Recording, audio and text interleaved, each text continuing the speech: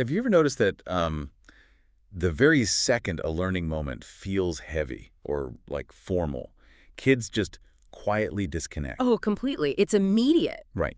You know exactly the look I am talking about. You are sitting there ready to impart some grand wisdom or go over a lesson, and suddenly their eyes just completely glaze over. Yeah, their physical posture literally changes. They collapse into the chair. Yes, they collapse. Right. And then suddenly they desperately need a snack or they like desperately need to go to the bathroom. Or they just stare right through you. Like you have become totally invisible. The resistance walls go up immediately, almost like an involuntary reflex. Well, it is a universal reflex. I mean, it is almost biological. Really, biological. Yeah. The moment the environment shifts from this shared experience of we are connecting to a hierarchical dynamic of I am instructing you, that invisible barrier drops down like a heavy iron gate. Wow, an iron gate. Exactly. You can actually feel the energy in the room completely deflate. The child's brain switches from, an open receptive state right into a defensive self-protective state. Which is incredibly frustrating when you are the parent on the other side of that iron gate, just trying your hardest to get through. Oh, it's exhausting. It really is. And, we read so many of the situations you all write to us about, sharing the very real day-to-day struggles us Muslim parents face. Yeah. And one parent wrote in facing this exact brick wall. Mm-hmm. It's so common. So common. They have a child who absolutely hates formal studying, resists sitting at a desk with every fiber of their being. But, and here's where the story gets really fascinating. This same child will happily sit and doodle for hours, right? Yes, hours and hours in a blank notebook. Mm-hmm. Give this kid a blank page, and they have infinite, unbreakable focus. Right. But give them a worksheet, and it's a battle of wills that just leaves everyone exhausted.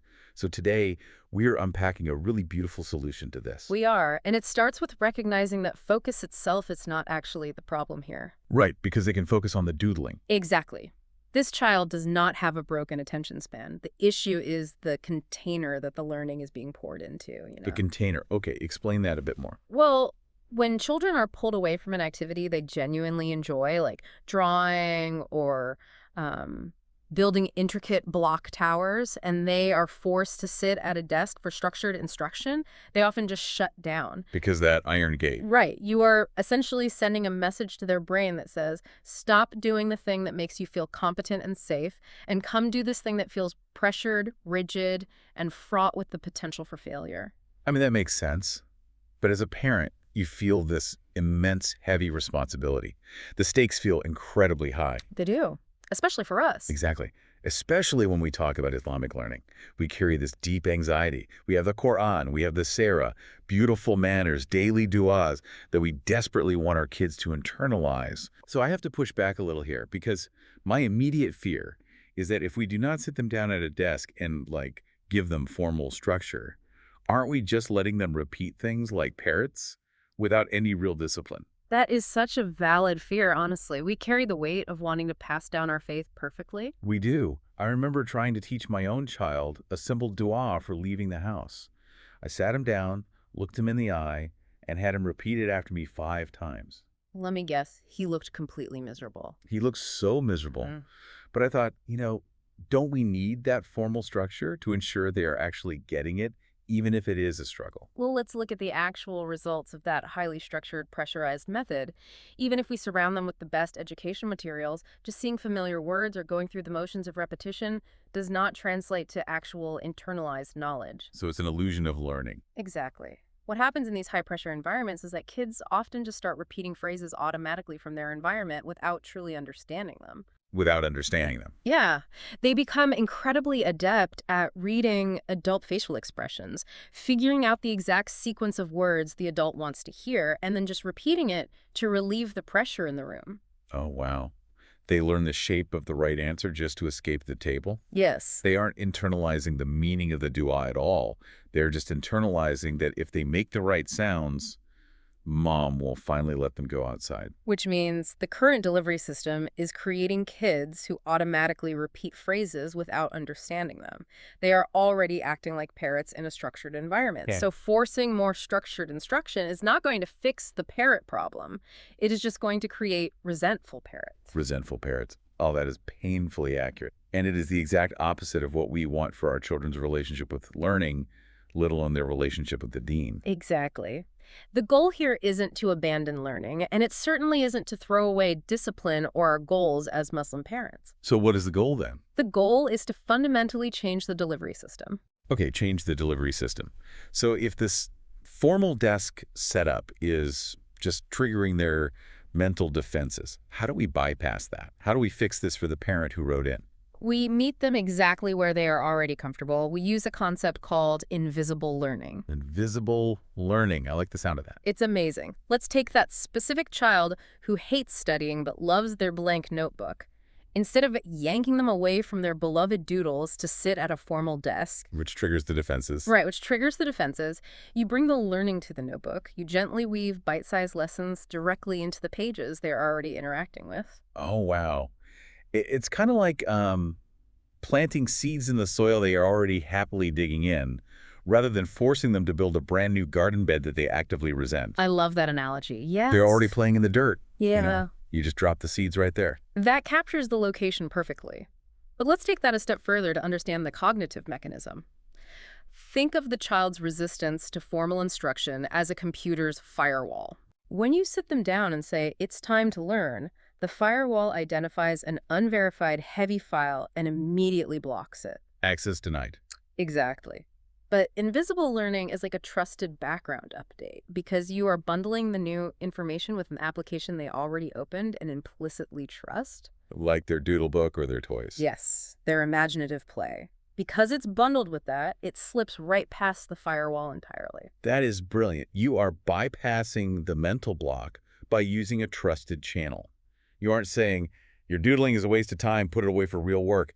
You are validating their safe space. And you are participating in it with them. But how does this actually look in practice? Like, if a parent is staring at a kid drawing in a notebook, how do they execute this background update without accidentally triggering the firewall? You do it with zero fanfare and a lot of subtlety. It can honestly be really humorous to sneak learning into the places a child least expects it.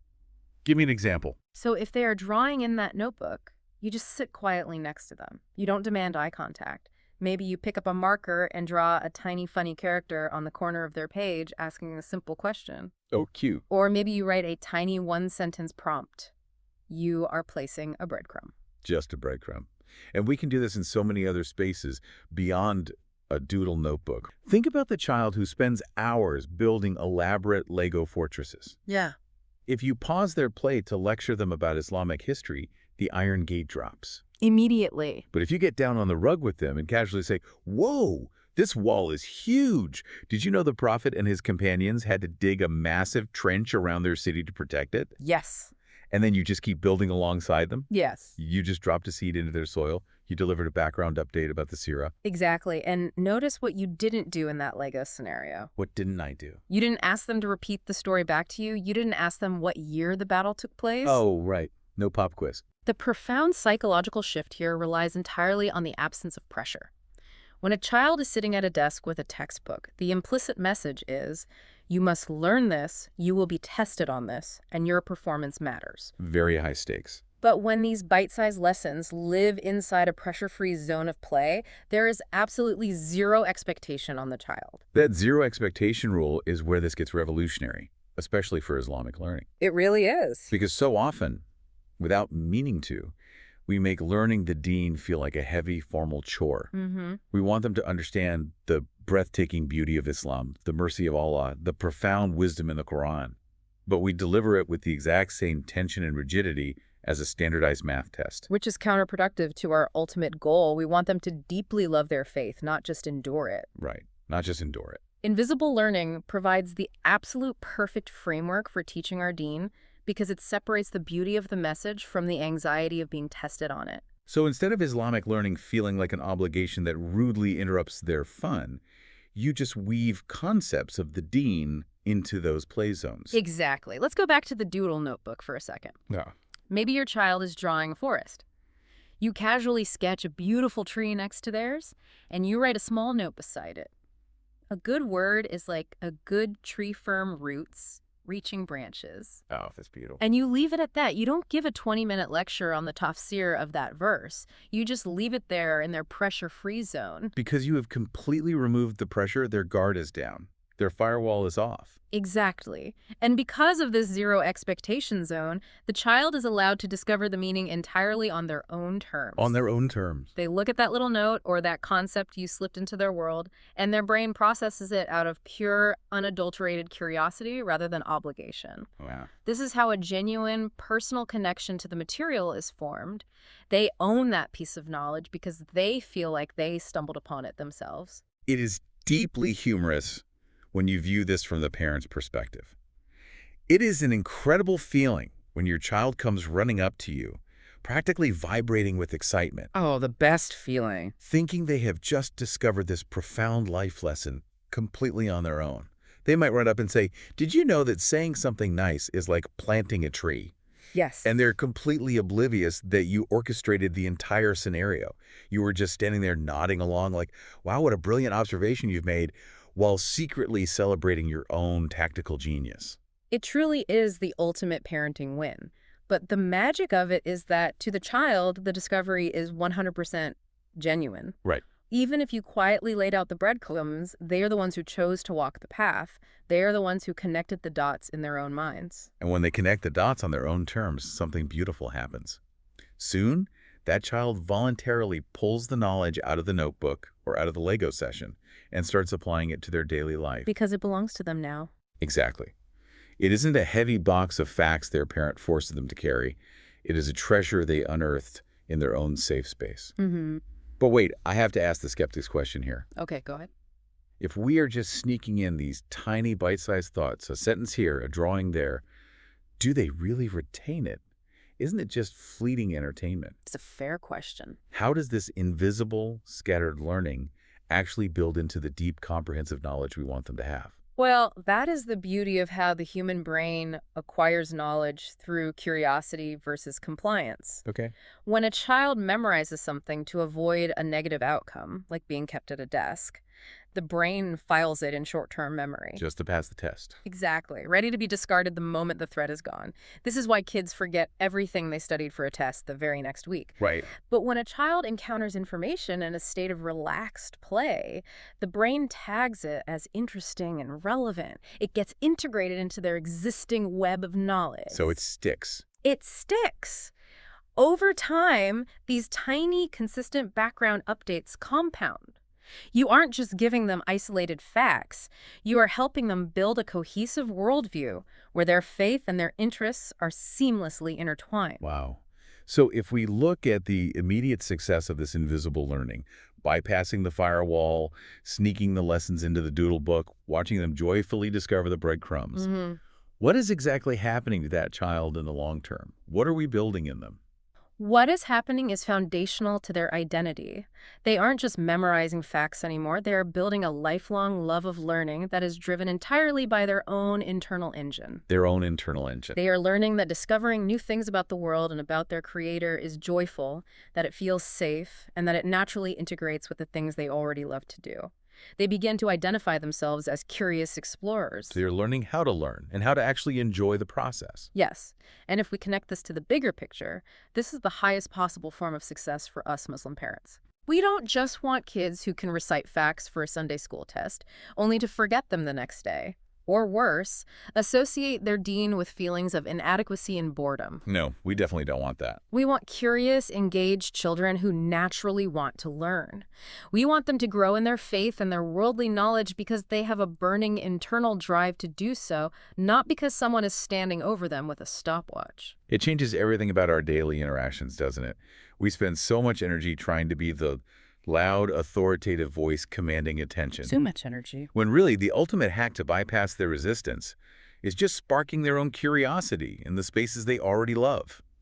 We don't need to yell louder. We need to whisper smarter. Whisper smarter. I love that. You just observe where they naturally feel safe, where they're deeply engaged, and you gently weave your values and lessons into that existing tapestry. Yeah. You look for the open doors instead of trying to batter down the locked ones. A car ride, for example, is a fantastic pressure-free zone. Oh, definitely. Kids are strapped in, looking out the window, their minds wandering. Instead of making it a formal pop quiz about what they learned in class, you just muse aloud about the clouds or the changing seasons, connecting it back to the creator's design. And you just leave the thought hanging in the air. Exactly, for them to grab onto if they want to. Let's summarize this because it is such a powerful, paradigm-shifting perspective for anyone feeling exhausted by the daily battle over education. It really is a relief. If you are facing that imposing iron wall of resistance, the glazed eyes, the sudden refusal to sit at a desk, the resentment, you can bypass that resistance entirely by using invisible learning.